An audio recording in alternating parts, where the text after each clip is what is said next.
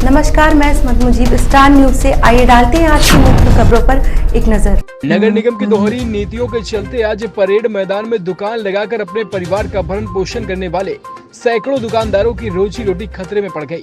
Ramlila case समाप्त होने के बाद जब दुकानदारों ने अपनी अपनी दुकानें लगाने शुरू की तो तभी परेड मैदान में अचानक से नगर निगम का पूरा प्रवर्तन दस्ता आ धमका है। सभी दुकानदारों की बांस बल्लियां हटाने के साथ ही दुकानदारों को वहां से दुकान न लगाने की हिदायत दी थी। मामले की जानकारी होते ही दुकानदारों ने हंगामा करना शुरू कर दिया। इस बीच दुकानदारों और सूचना पाकर मौके पर पहुंचे समाजवादी पार्टी के विधायक अमिताभ वाजपेयी ने परेड ग्राउंड पहुंचकर दुकानदारों का साथ दिया और मौके पर ही धरने पर बैठ गए। विधायक अमिताभ वाजपेयी का कहना है कि परेड मैदान में 50 सालों से दुकानदार लगाकर अपनी दुकान अपने परिवार का भरण पोषण करते हैं। वह मैदान में दुकान लगाने के नाम पर नगर निगम की रसीद भी कटवाते हैं और टैक्स भी जमा करते हैं। जब रामलीला की शुरुआत होती है तब परेड मैदान से दुकान हटा ली जाती है और लगभग 1.5 माह बाद दोबारा मैदान में दुकान लगाई जाती है। परंतु इस बार रामलीला के समाप्त होने के पश्चात जब दुकानदारों ने अपनी दुकान लगाना शुरू की तो नगर निगम ने अपना नया फरमान जारी कर दिया। परेड मैदान खाली करने का अल्टीमेटम सुना दिया। साथ ही यह भी चेतावनी दी कि अगर दुकान लगाओगे तो कानूनी कार्रवाई की जाएगी।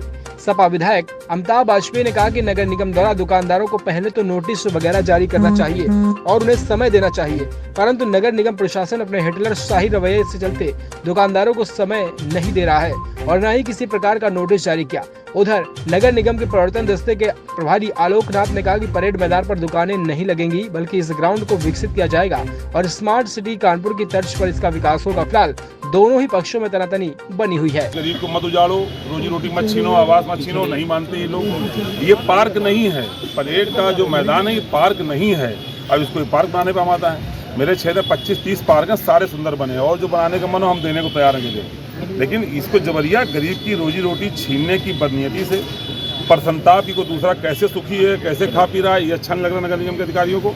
इसलिए यहाँ पर सुंदरीकरण करने के लिए आए हैं। हम लोग इसका सीधा विरोध करते हैं। जनप्रतिनिधियों की अवहेलना है। नगर निगम ने ऐसे बहुत सारे काम किए जिनकी कतई जनता की जरूरत नहीं थी। ये जो नगर निगम ने तरण ताल बनाया है उसमें मछलियाँ तैर रही हैं, मछलियाँ आदमी नहीं तैर पाए, उसी मछलियाँ तैर रही हैं। वो जो पुल बनाया उस पुल से एक आदमी पार नहीं किया, लेकिन नगर निगम लगातार सरकारी धन को बर्बाद कर रहा है। ये जो मैदान जो पार्क नहीं है लिखा पढ़ी में उस पर जबरिया सुंदरीकरण कर रहा है। जबकि नाना पार्क सुंदरीकरण हुआ उसमें उन्होंने पैसा लगा दिया, 10 रुपये एंट्री फीस लगा दी। कैसे सुबह वालों को रुकवाया हम लोग जानते हैं। फुलबाग मैदान बना उसमें एंट्री फीस लगी हुई है। इसको भी करना चाहते हैं। ये अधिकारी अस्थायी तौर पर जो आते हैं ये अपने हिसाब से शहर को बेचना चाहते हैं, चलाना चाहते हैं। जनता की मांग होगी और जनप्रतिनिधियों की सीधी अवहेलना करना चाहते हैं। लेकिन चूंकि ये मामला गरीबों से जुड़ा हुआ है, ये रोजी रोटी जुड़ा हुआ है, इसलिए हम लोग इसमें किसी प्रकार से समझौता नहीं करेंगे। किसी भी हद तक जाना पड़ेगा हम लोग जाएंगे, लेकिन यहाँ गरीब की रोजी रोटी को उजड़ने हम लोग नहीं देंगे। बात सुरक्षा में केंद्रीय सलाह लेके बिल्कुल करेगी, आपके पहुँच गए, क्या विरोध? ये नगर निगम कुछ कर्मचारी हैं, पता नहीं प्राइवेट है कि सरकारी है, ये फौज की वर्दी पहनते हैं और वो प्राइवेट असले लगा के बिल्कुल मेरे ऊपर आ गए। बिल्कुल यहाँ तक पता नहीं कौन लोग हैं, मैं उनके बारे में जानता नहीं। खाली मैं वर्दी देख रहा हूँ, नहीं असलहे तो प्राइवेट हैं, ये तो पहचान जाते हैं। अब खुले असलहे लगाए हुए थे, इसलिए मैंने सुरक्षा कर्मी अपने कहा कि देखते रहो भाई आखिर कौन लोग हैं, नीयत किसकी क्या है पता नहीं ना इस समय तो वही है। लेकिन हमने कोई पत्रकार साथी ने उनसे लाइसेंस मांगा तो शायद मौके पर लाइसेंस भी वो दिखा नहीं पाए। तो ये जांच का विषय है, आखिर ये असलहे कौन है, क्यों कौन लोग हैं, क्यों असलहे लेके घूम रहे हैं पब्लिक के बीच में खुलेआम, और वो असलहे वैध हैं कि अवैध हैं, इसकी जाँच करने की मैं मांग करता हूँ। अभिषेक पाल, मैं यूनियन का जो हूँ जनरल सेक्रेटरी। क्या समस्या आ रही दुकानदार? समस्या कभी नहीं आई, ये आज नई समस्या ये आ गई कि हर साल के तरीके से रामलीला होती थी और हम लोग 1 महीने के लिए ग्राउंड खाली दे देते थे। अब के से उन्होंने 45-46 दिन के लिए ले लिया, तो वो भी कोई दिक्कत नहीं पा। अब उसके बाद में जब हम लोग ने दाखिला लिया अपने दुकानें लगाने के लिए तो वो कह रहे हैं कि दुकानें नहीं लगेंगी। तो हमने उसका कारण पूछा, भाई कोई प्रोग्राम है? तो प्रोग्राम भी नहीं बता रहे हैं, कोई उसके आगे की समस्या नहीं बता रहे हैं कि हमको क्या इसमें करना है करना नहीं।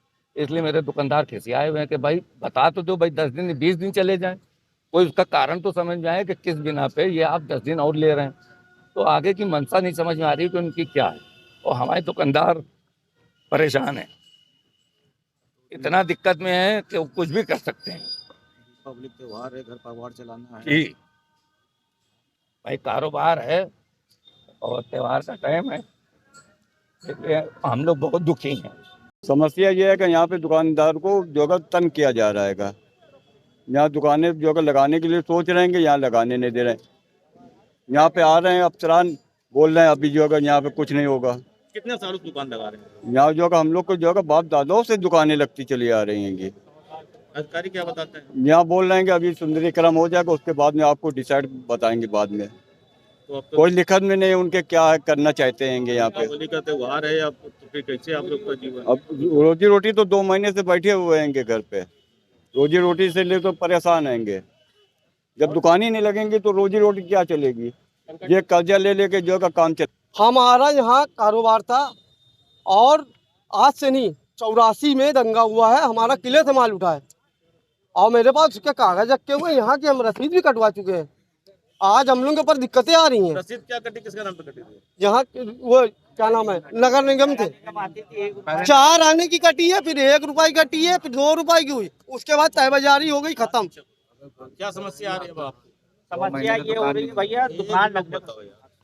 उसके बाद जो है अब हम लोग को लगाने नहीं दिया जा रहा है। आप कह रहे कि यहाँ पर इंटरलॉक होगा, हम ये भी कह रहे कि आप इंटरलॉक कर लिए तो आप हमको लगाने, तो जो हमारे बहन भाई हैं और यहाँ सब मुस्लिम एकता है और हिंदू भाई हमारे भी लगाते हैं। हम लोग गायक भी हमारे मिले जुले सब